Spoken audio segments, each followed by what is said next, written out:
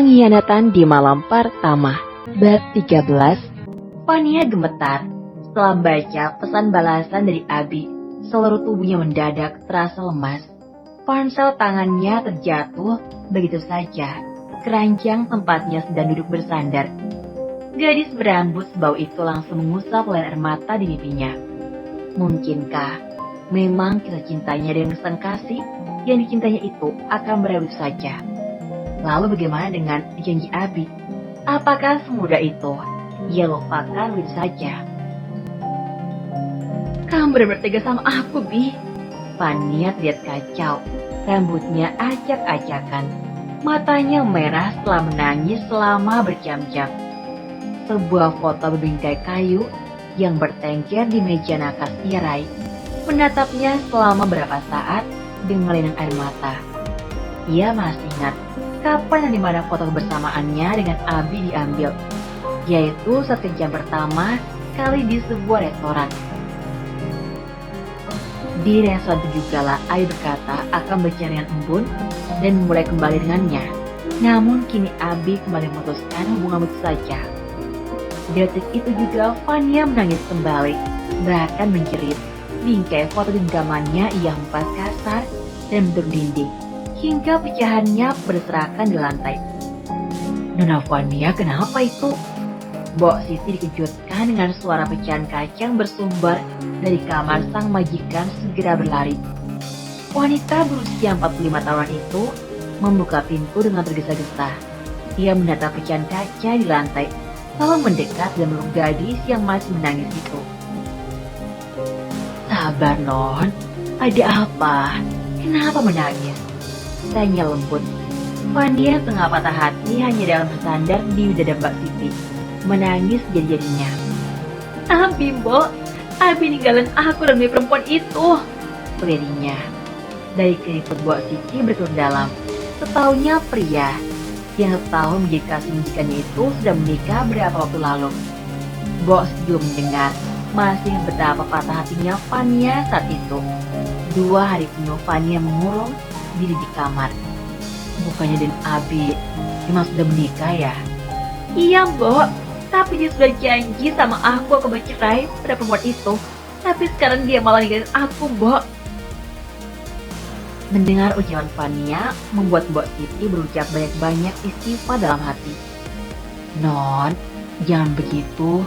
Dan Abi kan sudah menikah. Non Fania itu cantik. Bisa dapat laki-laki yang lebih baik dan lebih ganteng. Tapi aku maunya sama Abi, Mbok. Embun gak berhak mengambil Abi dari aku. Karena aku duluan yang sama Abi. Dia tiba-tiba datang. Jadi ketiga antara kami. Mbok Siti seperti kehilangan kata-kata. Ia hanya dapat mengusap punggung Fania. Gadis itu menjadi lebih tenang. Aku gak rela kalau harus melepas Abi. Sementara di tempat lain, Mama Rima tak dapat membendung cairan bening yang membanjiri kedua pipinya. Setiap kata yang terucap di mulut sang menantu membuat tubuhnya meremang. Tak pernah dibayangkan sebelumnya bahwa putri semata wayangnya akan mengalami nasib yang begitu menyedihkan.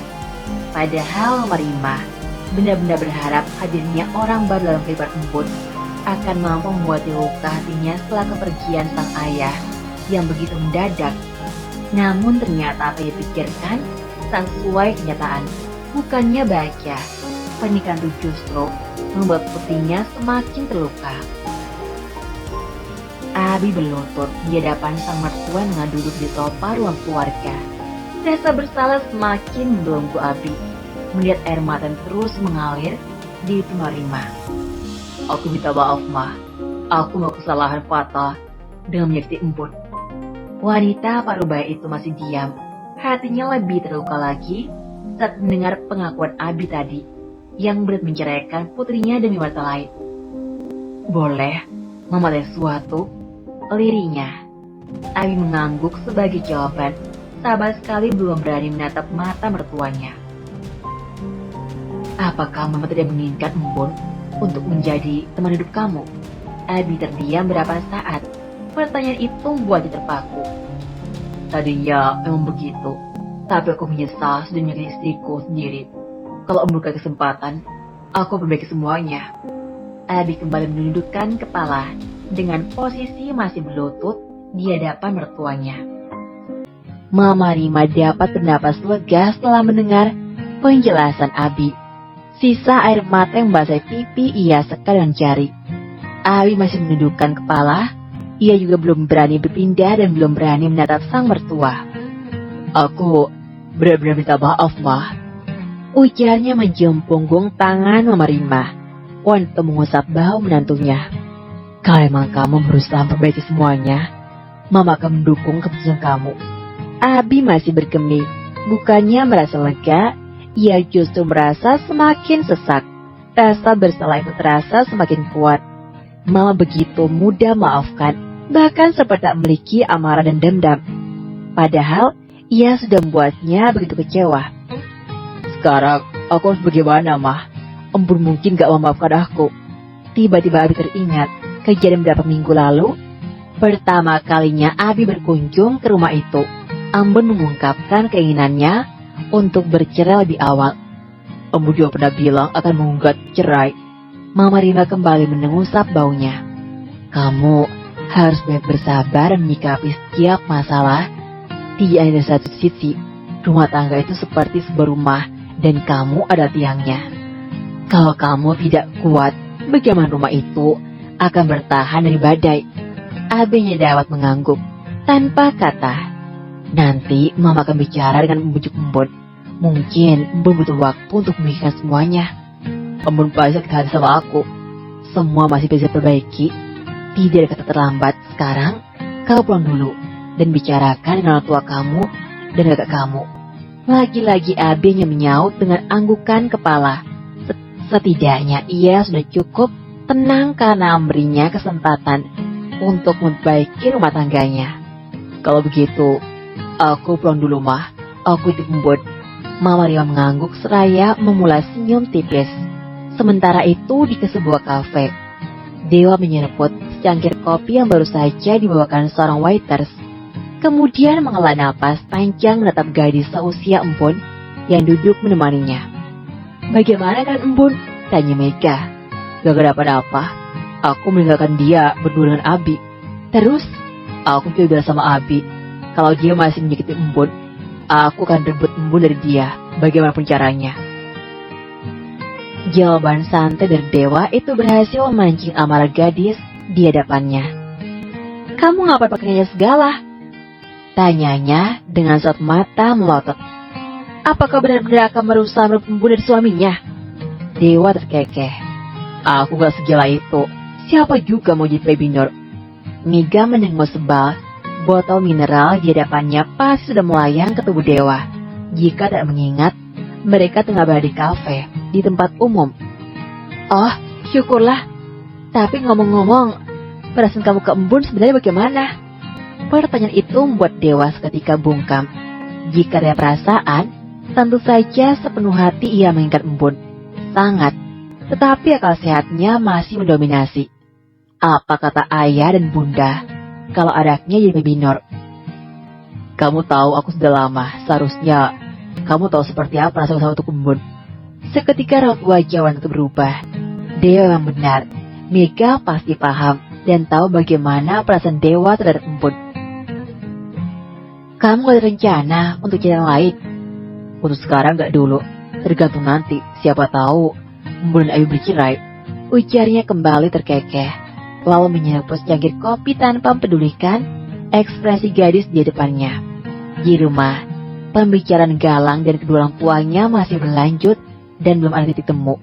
Galang masih bersikeras akan minta Abi untuk mengembalikan Embun kepadanya. Tapi baik ayah maupun bunda sama sekali tidak mendukung keinginannya.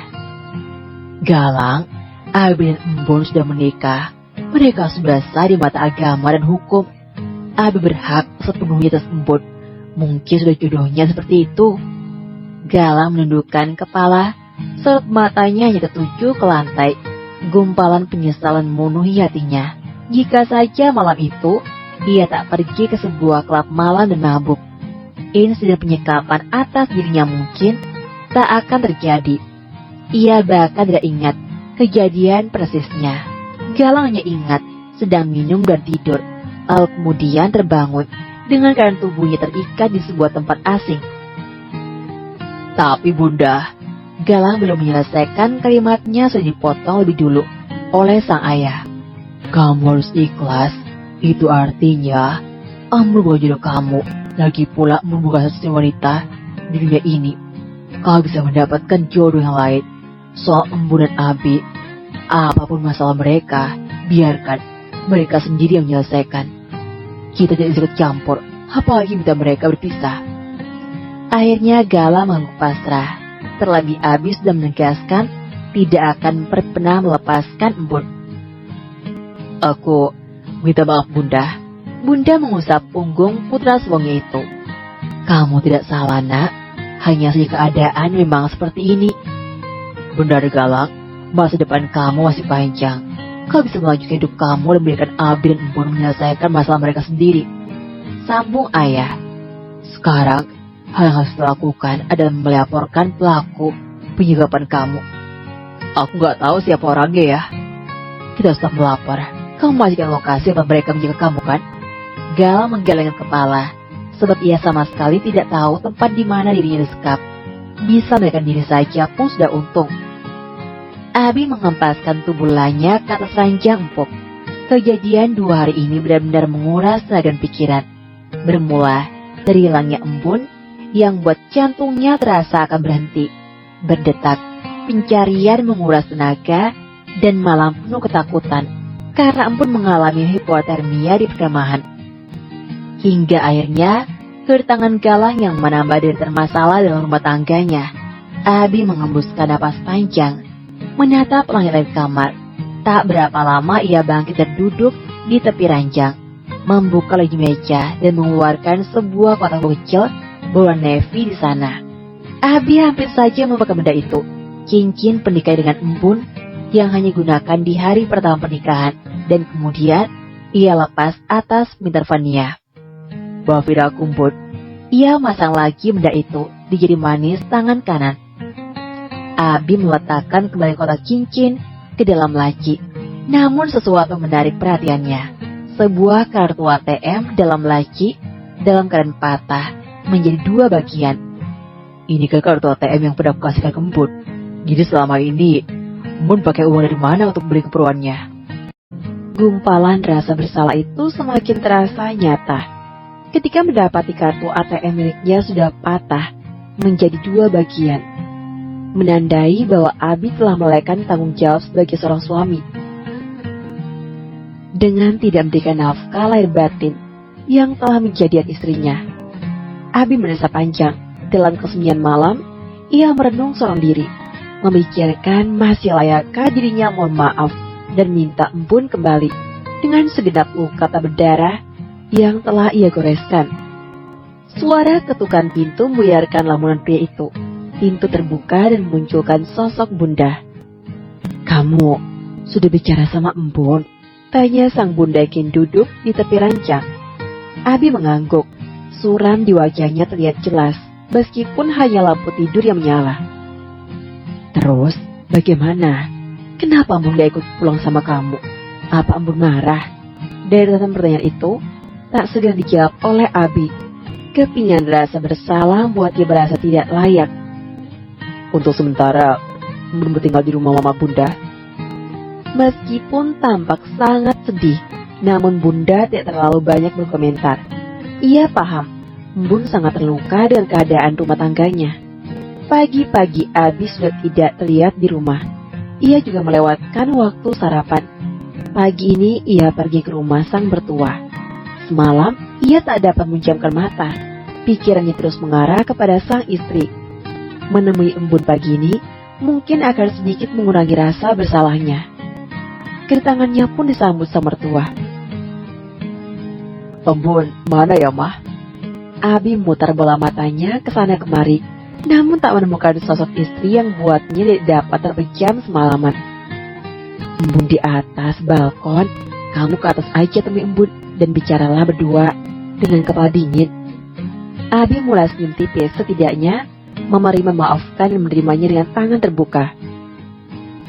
Selain itu, sang mertua juga mendukung niatnya untuk berbaikan dengan Embun. Makasih, Mah. Aku mau temui Embun dulu. Mama Rima kembali mengangguk diiringi senyum tipis. Kamu harus banyak sabar. Embun itu sedikit keras kepala.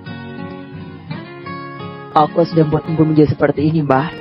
Tak ingin mengulur waktu, dia itu segera beranjak menuju tangga. Embun telah duduk seorang diri dengan posisi membelakanginya. Abi tampak ragu untuk mendekat. Gimana kalau diusir? Pertanyaan itulah yang terlintas pertama kali dalam benak Abi. Namun ia mencoba memberanikan diri, dirinya yang telah memicu permasalahan. Maka ia jugalah yang harus mengakhiri.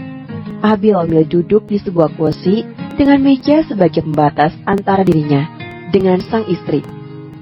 Embun tampak terkejut dengan kedatangan suaminya. Namun ia diam saja, tanpa menyapa. Bagaimana kalian kamu? Badannya masih ada sakit?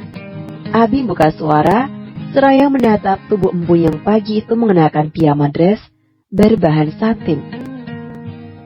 Embun hanya menjawab dengan gelengan kepala, nyaris tanpa ekspresi. Dan hal itu mendorong Abi untuk memposisikan diri di hadapan sang istri. Ia berjongkok di hadapan Embun. Aku kesini untuk membicarakan semuanya dengan kamu. Ia menatap wajah pucat istrinya itu dalam-dalam. Tangannya terulur, merapikan rambut panjang sang istri dan menyelit ke belakang telinga. Embun menatap tangannya yang kini dipegang genggam oleh Abi. Ia dapat melihat di jari manis tangan kanan suaminya. Kini ada cincin pernikahan mereka. Namun Embun seakan tak begitu peduli. Apalagi yang kita bicarakan? Hati Abi mencelos menyadari dinginnya sikap Embun.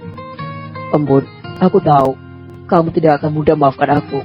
Tapi aku ingin kamu tahu bahwa aku mau memperbaiki semua tangga kita. Memulai semua dari awal lagi.